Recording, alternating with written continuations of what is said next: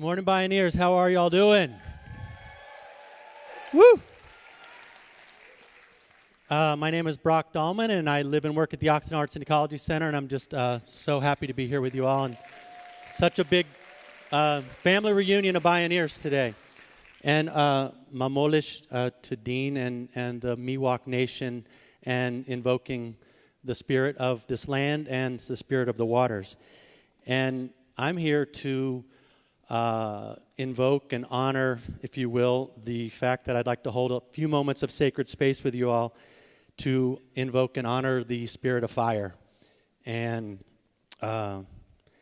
basically, for all the people in the land and the forests and the watersheds in this last week in Northern California that have been so deeply affected and traumatized by the fires. They've been all over, and I think I and the Bioneers community all just wish to express our love and support and shared commitment to the relief in this present and the recovery as we move forward for a just and equitable and resilient rebuild of our communities that restore and revitalize, and hopefully will be stronger and more secure in the future. And I guess as we envision the healing of the fire survivors in Northern California, I don't know if many of you saw the meme that kept showing up on placards and cardboard throughout Sonoma County that basically said, "The love in the air is thicker than the smoke." Right?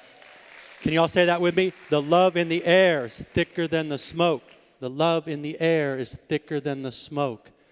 And so how we bring ourselves together and find compassion and empathy in the love in the smoke here, and also the love in the air is thicker than in the hurricanes of the people in Houston and the Gulf Coast, still suffering in Puerto Rico, in the islands in the Caribbean, our people that we work with, the mosquito in Nicaragua and Honduras.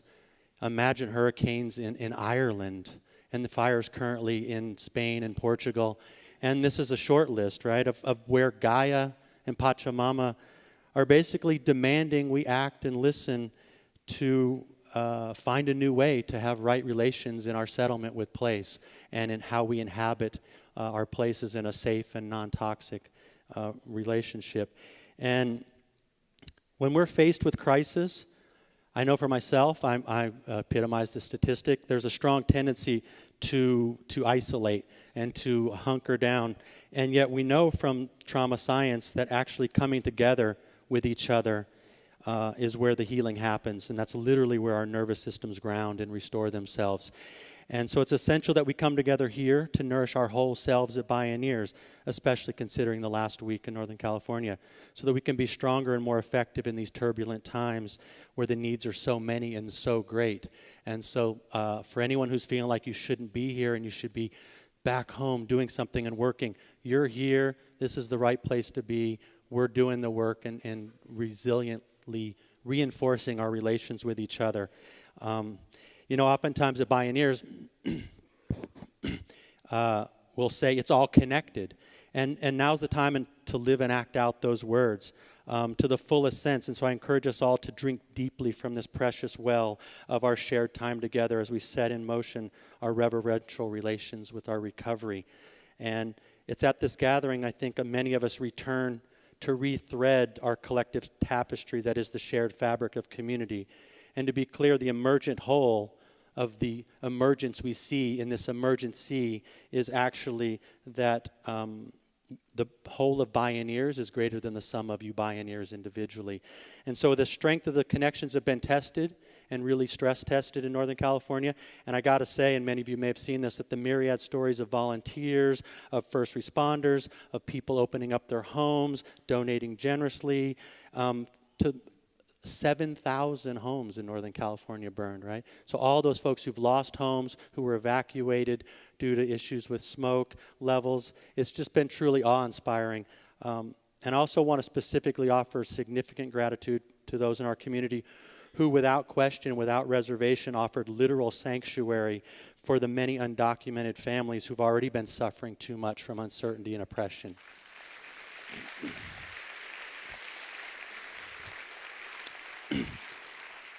For the past week, we at the Occidental Arts Ecology Center and the Sewing Circle community have continued to share the blessing of hosting a number of immigrant families at our place, and currently there's a mother who's pregnant and a number of beautiful bright-eyed children there. And the other night we were circled up after having a beautiful dinner with donated food from local farms, and the guitars were out, and one of the proud fathers, he just belted out this amazing Oaxacan ranchero love song to us all. And I felt that experience that's true, I think, for all of us, that in our multicultural selves, we grow stronger with adversity because of diversity, right? And that the whole is greater than the sum of the parts. And I don't know, did you all see some of the images of places like Alliance Redwoods where there were dozens and dozens of massage tables set out, and there was just body workers and healers freely offering their services of acupuncture and body work to all of the firefighters who had just come off a 24-hour shift on the grueling line fighting fire, or these other rapid integral healing centers that showed up in the Red Cross evacuation centers at the fairgrounds Santa Rosa in Napa. People just showed up. It was unbelievable. And I do want to say that while in Sonoma and Napa, because the scale of the fires has been significantly dramatic, I want to give a shout out to the tight-knit community, the ranching communities, the organic farming communities, and the tribal citizens in the Pomo Nations of Redwood Valley and Potter Valley up in Mendocino County, who didn't get as much attention, but to be honest with you, half the homes in Redwood Valley burned in that system. And so everybody needs our love, from Mendo to Lake to Sonoma to Napa to Yuba. Thankfully, the fire in Boulder Creek is basically heading out now. And you all know me, I'm a Gaia-philiac, and I also want to believe that the broader natural world is also in need of our support and partnership. And the other day I was in a big meeting with multiple agencies and other NGOs talking about mobilizing responses to post-fire erosion control and restorative practices. Those houses that burned are toxic waste sites, and we've got to keep that ash out of the creeks. And so how we mobilize to do that first and foremost, and protect our vulnerable waterways, especially with, wow, blessings on Skywater showing up yesterday in Occidental was unbelievably beautiful. But that water, how do we use the healing regenerative water to settle in the ash, to settle in all that fire retardant, instead of delivering it to the waterways, as our salmon are preparing right now in the oceans, all fattened up to come back home and spawn and make their babies. And so we want them to return to clean, toxic-free water as well.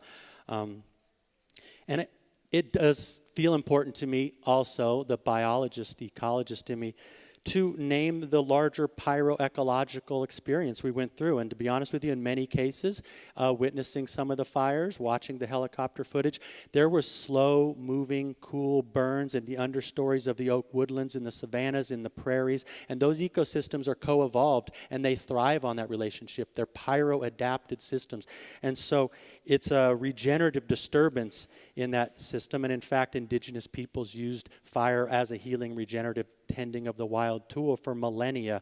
And so how do we find the balance between the terror of uncontrolled fire and the appreciation of regenerative fire, and that inherent paradox, as we must embrace this with humility, especially if we're to co-evolve and rebuild with these profound ecosystem processes that we're interdependent with?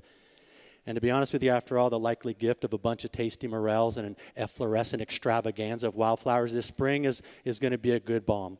So what I do want to say, though, is, let's see if that guy's going to work, is at this time, we all want to come together, and we're literally surrounded at every scale to find a way to weave in our unique threads of support. And in all honesty, one of the great threads of support for our growing tapestry of recovery is money. Plain and simple, if you can open up your wallets. And so a number of us were looking at various recovery funds. There's a few of them on the slide here. I'll leave that up for a second, take a photo of it if you need to remember. You can also go to the link at Bioneers there to find some of those. There's an amazing group of folks that have come together to figure out how to most effectively direct that support to the communities that need it right now. So please find that way to support. And then also, I did want to note that with the generosity of the Bioneer staff, and in relationship with myself and Trathan Heckman of Daily Acts and Aaron Axelrod of Lift Economy and a number of others, we are going to be hosting conversations in the Dome outside today, Friday, Saturday, Sunday from 4:30 to 6 to talk about relief and recovery and rebuilding efforts by those impacted by the fire. So please come and visit us there and be with us. And I just thank you all for showing up. Thank you all for being here. It's with much gratitude and love I support us all in this work. Thank you.